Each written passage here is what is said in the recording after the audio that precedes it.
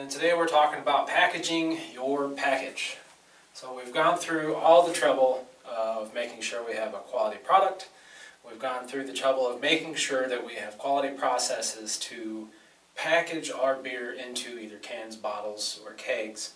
So now it's time to make those packaging choices presentable to the customer. So packages to the customer. This is beyond dispensing draft beer a pint at a time. Although crawlers kind of fits into that. So to-go options beyond crawlers and growlers. So those are the options that are filled off of the tap.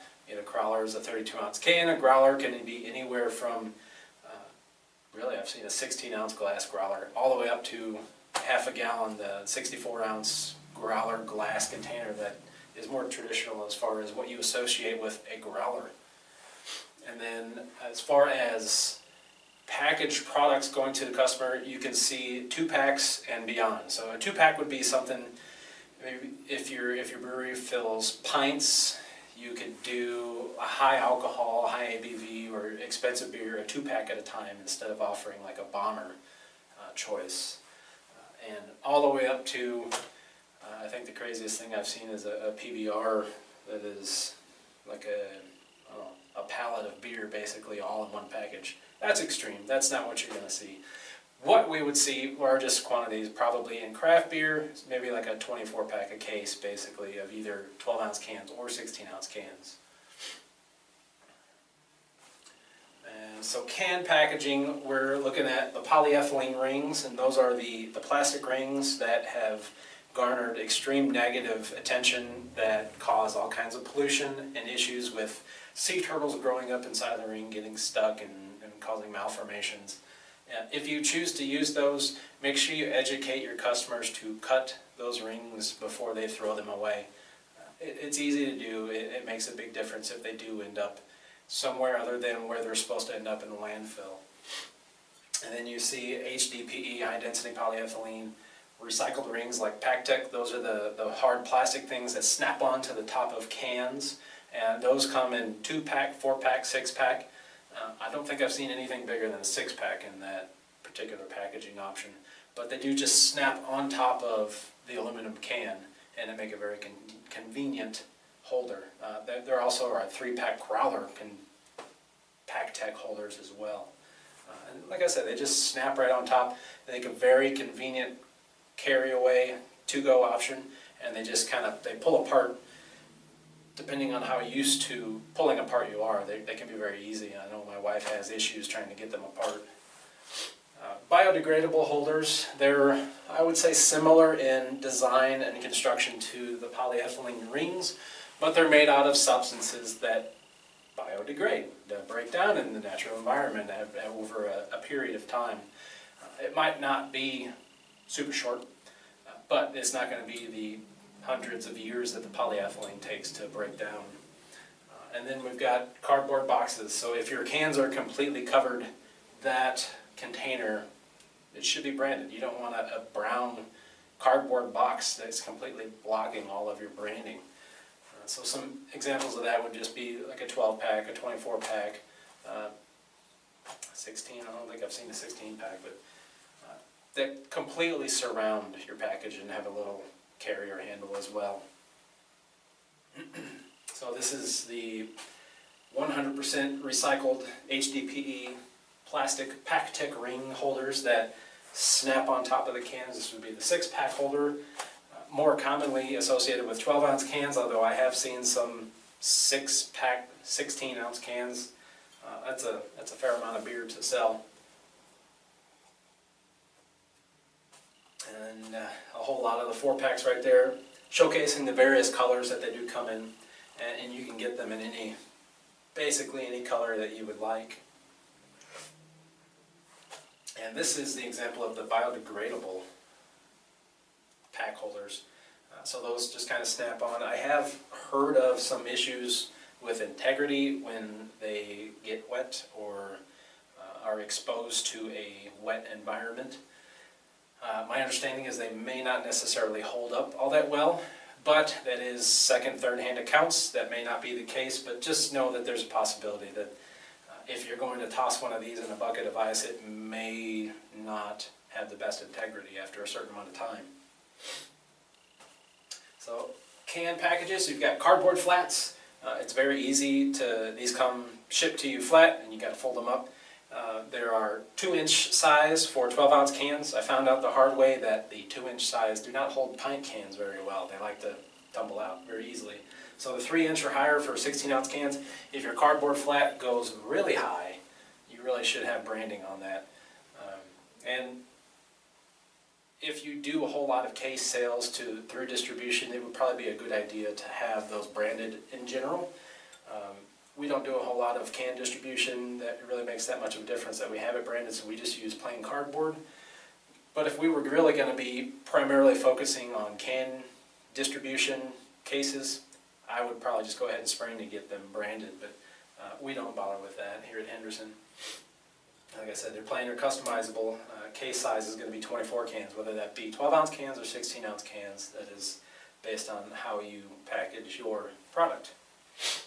The most common small package is going to be a 6-pack for a 12-ounce or a 4-pack for a 16-ounce. Those are going to be your very common customer takeaways. We've got 6-pack or higher cardboard box options. I've seen a complete enclosed cardboard options for a 6-pack of cans.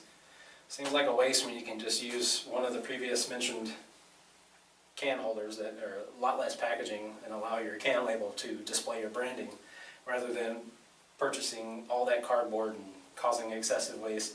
Now, that's just me. Maybe you don't have to do that for a 6-pack, but once you get a little bit larger, if you wanted to do a whole case, that makes a little more sense, makes it easier for the customer to carry out. A little more integrity as far as the overall package goes when you're looking at case sizes. So these are usually done, if you have a very extensive packaging line, these can be set up as just coming right off your can line. They can be packaged, folded up and glued up by machinery, or you can have a whole lot of people taking care of it. But if you're at that point, you're probably going to have machinery to take care of this. And bottle packages, you've got 6-pack of bottles, and those are most commonly going to be packaged into cardboard holders. You don't often see glass packaging in ring containers that hold at the top. The issue there is you pick them up, they're going to clank against each other, and that causes issues. If you clank hard enough, you're going to break your packaging. It's just not as sturdy as would need to be required just because of the heft of the packaging. So cardboard handle holders, you're going to have some that come up about halfway up the bottle, maybe 3/4 up the bottle, and some that are tall that come up to the neck. So the idea with the tall ones is that it affords the best protection against UV light while it's sitting on shelf at your retailers. The problem with that is it blocks your branding. So if you're going to have something that blocks your branding on your label of your packaging, that package should be branded. That way, people know what they're buying. People can pick your product out from other products instead of just a flat white 6-pack holder that is a mystery beer, basically. If you covering up your packaging on your label, that covering needs to be branded. 6-pack and higher cardboard boxes, similar to cans, can be an extension of your bottling line. Probably the better way to go once you get above 6-pack of bottles, just because they're so heavy. I wouldn't expect to buy a 24-pack of bottles just loose on a flat tray. That would just kind of be dangerous. You pick them up and then they'd want to topple. You don't want to do that. You don't want to break your beer on the way home. This is the generic unbranded packaging for 6-pack bottles. This is kind of the normal size. Goes to about where it starts to neck down to the actual neck itself. High rise would probably go to about right here. And like I said, and even with this one here, that I would probably say would need to be branded because that's covering up your label. Now, it does look like there is a neck label here, but these are all facing in the wrong direction. That could just be because of the way the picture was taken. They probably didn't have branding rights as far as that goes. But if you sent that out to distribution, it would be hard for that product to stand out against other products, unless people are just really intrigued by the generic cardboard box. And some people that might stick out for them, but I would want that branded if that were out on a retail shelf. If that were just in the brewery, we've sold bottles like this during the pandemic. We just had a white generic 6-pack holder because it was the only product we had. There was no reason to differentiate. People knew what they were getting. We didn't have any issues. Well, like I said before, branding, branding, branding. Importance of branding. Your product should be recognizable from all angles. So the idea is somebody walks in, if they're at a bottle shop or they're at a retail store, what catches your eye when you go to buy a product if you don't know what you're looking for? It's that brewery's branding. It's their way of catching your eye to say, buy me. This is better than all the rest. Buy me. So like I said, 6-pack carriers for bottles should be branded or allow for the bottles to be identified. So you want that, if your 6-pack carrier is not branded, you want to have that neck label facing out correctly and making sure that it can be seen by the customer.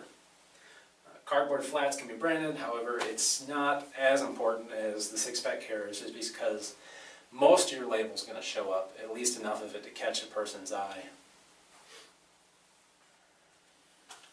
All right, thank you.